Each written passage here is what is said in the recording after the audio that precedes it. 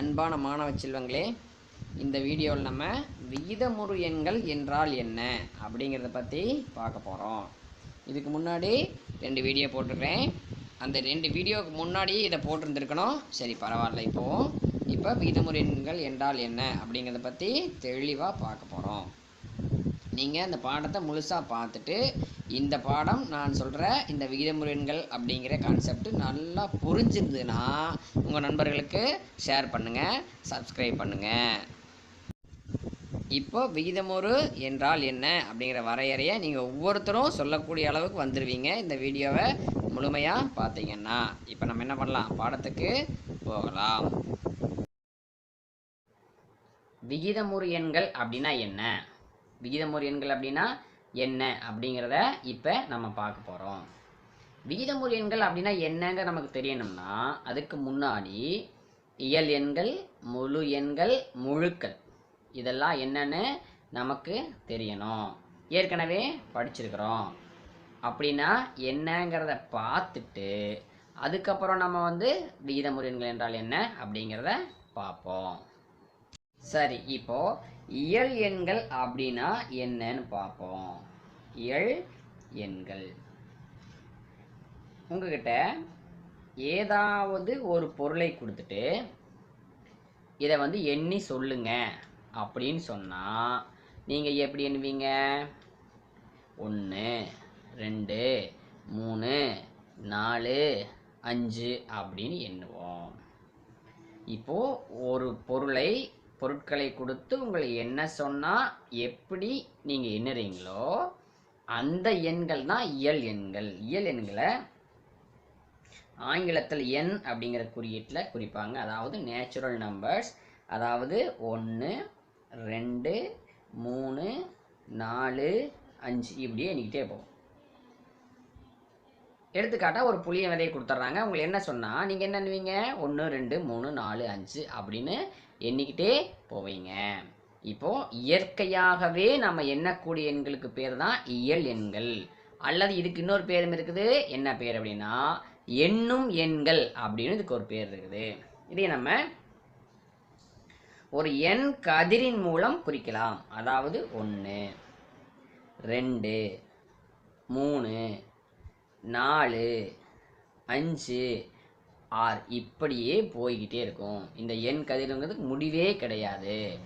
இதுக்கு பேர் தான் என்ன எண்கள்னு சொல்லுவோம்? இயல் எண்கள் அப்படின்னு சொல்லுவோம். முதலில் மனிதன் கண்டுபிடித்த எண் முறை இனம் இயல் எண்கள்.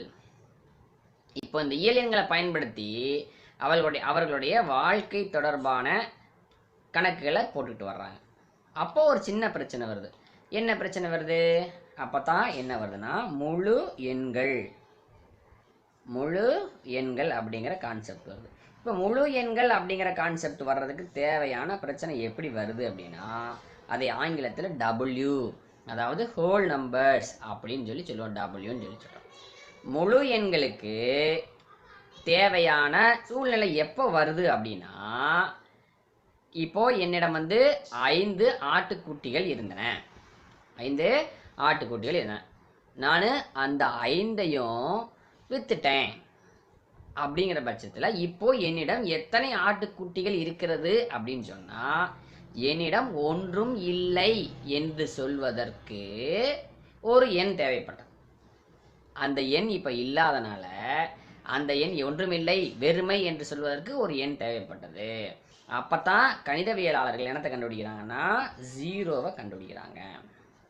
இந்த இயல் எண்கள் கூட இந்த 0வை சேர்த்துனா அந்த எண்கள் முழுமை பெற்று விட்டது அப்படின்னு வச்சுக்கிட்டு அதை என்னன்னு சொல்கிறாங்க? முழு எண்கள் அப்படின்னு சொல்கிறாங்க. முழு எண்கள்ங்கிறது என்ன? அவ்வளோதான். அது இயல் எண்கள் கூட 0 மட்டும் சேர்ந்தது. 1, 2, 3, 4 இப்படியே தொடர்ந்து போயிட்டே இருக்கும். இதுதானே சொல்லுவோம் முழு எண்கள் சொல்லுவோம். இதே அதே மாதிரி ஒரு எண் கதிரில் குறிப்பிடலாம். 0, 1, 2, 3, 4, 5 இப்படியே தொடர்ந்து போய்கிட்டே இருக்கும். இப்போ இதுக்கப்புறம் முழு எண்கள் முழுமை பெற்று விட்டது அப்படின்னு சொல்லி நம்ம நினைச்சு கண்டுபிடிச்சோம் இல்லையா? இப்போ மறுபடியும் சின்ன சின்ன பிரச்சனைகள் வருது. அது என்ன அப்படின்னா இப்போ அப்பதான் என்ன கண்டுபிடிக்கணும்னா முழுக்களை கண்டுபிடிக்கிறார்கள். முழுக்களை எப்போ கண்டுபிடிக்கிறாங்க? முழுக்களை எப்போ கண்டுபிடிக்கிறாங்க அப்படின்னா ஒரு சின்ன கணக்கு போடுவோம். அதை Z அப்படின்னு சொல்லுவோம். முழுக்கள் எப்போ கண்டுபிடிக்கிறோம்னா 6லிருந்து 4 கழித்தால் என்ன நமக்கு தெரியும். 6லிருந்து 4 கழித்தால் 2. 6லிருந்து 4 கழித்தால் நம்மளுக்கு கிடைக்கிறது 2. சரி, இப்போ ஒன்றும் பிரச்சனை இல்லை. இப்போ அடுத்து 4லிருந்து 6 கழித்தால் என்ன அப்படிங்கிற கேள்வி வரும் பொழுதுதான் என்ன தேவைப்படுது, குறை எண்களினுடைய தேவை ஏற்படுகிறது. 4லிருந்து 6 கழித்தால் என்ன அப்படின்னு கேள்வி வரும்போதுதான் குறை எண்களினுடைய தேவை ஏற்படுகிறது.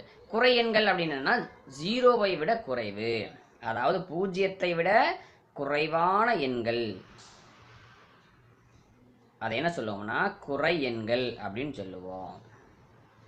குறை எண்கள்.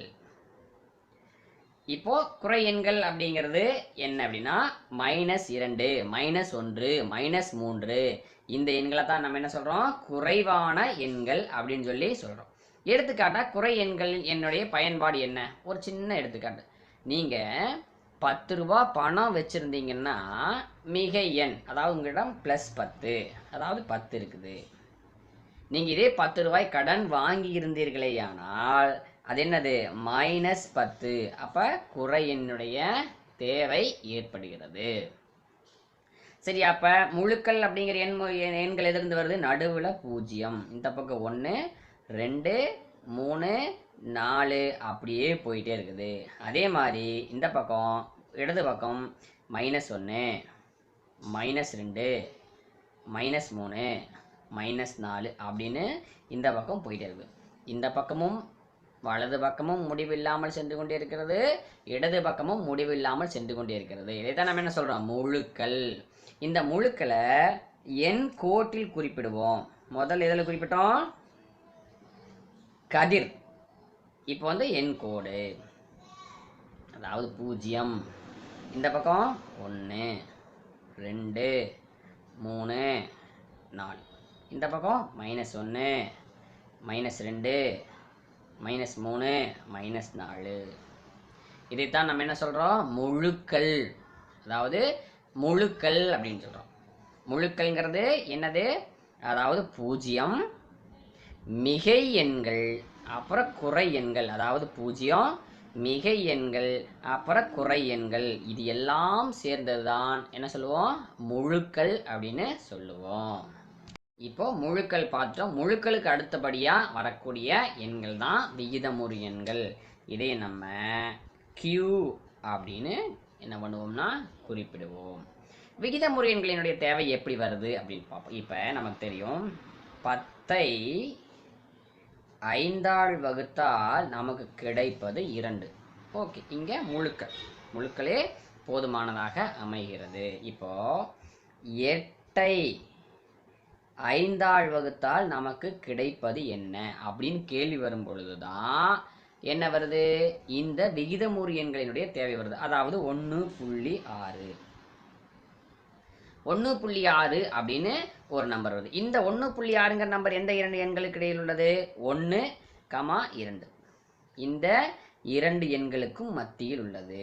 அதாவது 1ஐ விட பெரியது, 2ஐ விட சிறியது. இந்த 2 எண்களுக்கு மத்தியில் ஒரு எண் தேவைப்படுகிறது. அந்த எண் தான் என்ன எண்ணா வருது, விகிதமுறு எண்ணாக வருகிறது. அதாவது அது என்ன, 8/5 அப்படிங்கிற விகிதமுறு எண். 8/5ங்கிற விகிதமுறு எண். இப்போ -3ஐ 4ஆல் வகுக்க என்ன கிடைக்கும், -3/4. இது ஒரு விகிதமுறு எண். இந்த விகிதமுறு எண்ணின் தேவை -3ஐ 4ஆல் வகுக்கும் பொழுது கிடைக்கிறது. இந்த -3/4ங்கிறது எதுக்கு இருக்கும், 0வுக்கும் -1க்கும் நடுவில் இந்த -3/4ங்கிற எண் இருக்கும். அப்போ விகிதமுறு எண் அப்படின்னா என்ன, சரி, விகிதமுறு எண் அப்படின்னா என்ன பண்றோம், எப்படி என்ன ஏற்படுகிறதுனா முழுக்களை வகுக்கும் பொழுது விகிதமுறு எண்களின் தேவை ஏற்படுகிறது. அப்போ விகிதமுறு எண் அப்படின்னா என்னன்னு எப்படி வரையறுக்கலாம்னா, முழுக்களின் வகுத்தல் மூலம்,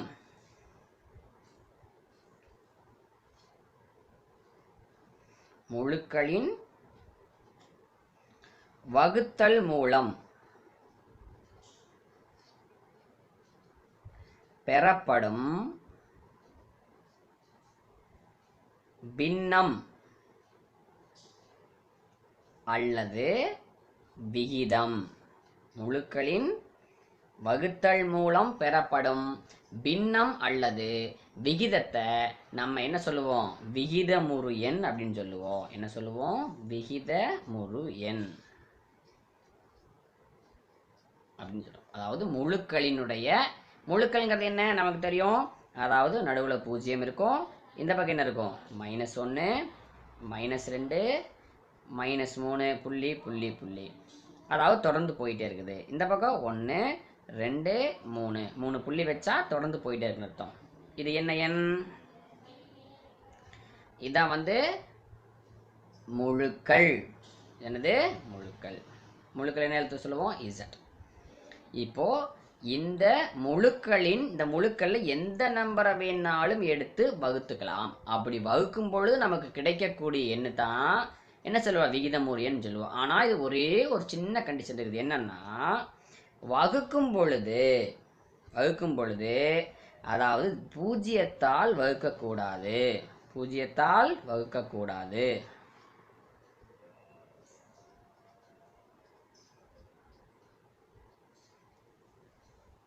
பூஜ்ஜியத்தால் வகுப்பது என்பது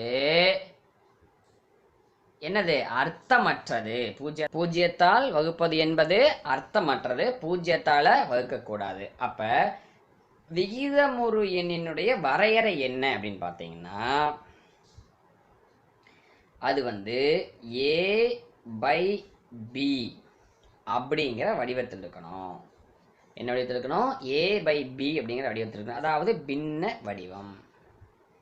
a/bங்கிறது பின்ன வடிவம், நமக்கு தெரியும். a/bங்கிற வடிவத்தில் இருக்கணும், பின்ன வடிவத்தில் இருக்கணும். இங்க a, இந்த ஏக்கு எந்தெந்த நம்பரை எல்லாம் எண்களை எல்லாம் பயன்படுத்திக்கலாம்னு கேட்டா, முழுக்களில் இருக்கிற எந்த எண்ணை வேண்டுமானாலும் பயன்படுத்தி கொள்ளலாம். முழுக்கள் இருக்கிற எந்த எண்ணை வேண்டுமானாலும் பயன்படுத்தி கொள்ளலாம். அப்ப பிக்கு எதை பயன்படுத்தலாம்? முழுக்களில் இருக்கிற அனைத்து எண்களையும் பயன்படுத்தலாம். ஆனால் எது மட்டும் கூடாது? ஜீரோவை தவிர அனைத்து எண்களையும் என்ன பண்ணலாம்? பயன்படுத்திக்கலாம். இதுதான் விகிதமுறு எண் அப்படிங்கிறது. விகிதமுறு எண்ணா ரொம்ப ஈஸியாக சொல்லிடலாம். எப்படி சொல்லுவீங்க? பின்ன வடிவத்தில் இருக்க வேண்டும். அந்த a/b அப்படிங்கிற ஒரு பின்ன வடிவத்தில் இருக்க வேண்டும். பின்னத்தினுடைய தொகுதினா a. நம்ம பின்ன a/bங்கிற பின்ன வடிவம் எடுத்துக்கலாம். a தொகுதியில் எந்த முழுக்களினுடைய எந்த எண்ணை வேண்டுமானாலும் பயன்படுத்தி கொள்ளலாம். b என்னது? பகுதியில் எந்த எண்ணை வேண்டுமானாலும் பயன்படுத்தி கொள்ளலாம். எதை தவிர? பூஜ்ஜியத்தை தவிர எந்த எண்ணை வேண்டுமானாலும் பயன்படுத்தி கொள்ளலாம். அதுக்கு பேர் தான் விகிதமுறு எண் அப்படின்னு சொல்லுவோம். சரி, இப்போ நம்ம இது வரைக்கும் பார்த்தோம் இல்லையா? இயல் எண்கள்,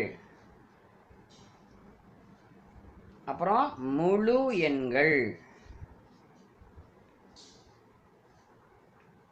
அப்புறம் முழுக்கள். இவை அனைத்துமே என்ன எண்கள் தான்? விகிதமுறு எண்கள் தான். அனைத்துமே எண்கள் விகிதமுறு எண்கள். அது எப்படி இது விகிதமுறு எண்கள் ஆகும்? இப்பதான் பார்த்தோம். பின்ன வடிவத்தில் இருக்கக்கூடிய எண்கள் தான் விகிதமுறு எண்கள் பார்த்தோம். பின்ன வடிவத்தில் இருக்கக்கூடிய இந்த எண்கள் தான், இதுதான் வரையறைன்னு சொன்னோம். a/bங்கிற வடிவத்தில் இருக்கணும். a முழுக்கள், b முழுக்கள், 0வை தவிர. இது எப்படி இயல் எண்கள் எப்படி விகிதமுறு எண் ஆகும்? இயல் எண்ணில் ஒரு 7ன்னு எடுத்துக்கிறேன். இது எப்படி சார் முழுமையாகும்? சார் இது எப்படி சார் விகிதமுறு எண் ஆகும்னு கேட்டால், எப்படி? 7 என்பதை நம்ம 1ஆல் வகுக்கிறோம். வகுக்கலாம்ல? 7ஐ 1ஆல் வகுத்தால் 7. அப்போ இது பின்ன வடிவம் ஆகிவிட்டது. அப்போ இயல் எண்கள் எந்த இயல் எண்ணை எடுத்தாலும் 1ஆல் வகுக்கும் பொழுது அது என்னவா மாறிடுது? விகிதமுறு எண்ணாக மாறிவிடுகிறது. அதே மாதிரி தான் முழு எண்களில் ஒரு பூஜ்ஜியத்தை எந்த எண்ணால் வேண்டுமானாலும் வகுத்துக்கலாம். வகுத்தால் நம்மளுக்கு கிடைக்கக்கூடியது 0 தான். பூஜ்ஜியத்தால் வகுக்கத்தான் கூடாது, ஆனால் பூஜ்ஜியத்தை எந்த எண்ணால் வகுத்தாலும் நமக்கு கிடைப்பது 0. அப்போது முழு எண்கள் இருக்கிற அனைத்து எண்களும் 0. மற்றபடி எல்லா நம்பர் 1 2 எல்லா நம்பரையும் நம்ம எதாவது வகுக்க முடியும்? 1ஆல் வகுக்க முடியும். அப்போ 0/1, அப்புறம் 1/1, 2/1 இப்படி போயிட்டே இருக்கிறனால எது முழு எண்கள் அனைத்தும் விகிதமுறு எண்கள். முழுக்கள் இதே கேஸ் தான். முழுக்கள் என்ன, -5ன்னு ஒரு நம்பர் இருக்குது சார், அதை 1ஆல் வகுத்தால் அது விகிதமுறு எண் ஆகிவிடுகிறது.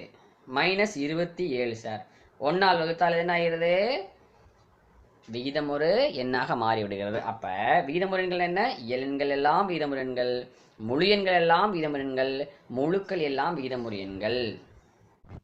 விகிதமுறு எண்கள் என்றால் என்னன்னு யார் எப்போ கேட்டாலும் சொல்லக்கூடிய அளவில் இருப்பீங்கன்னு நினைக்கிறேன்.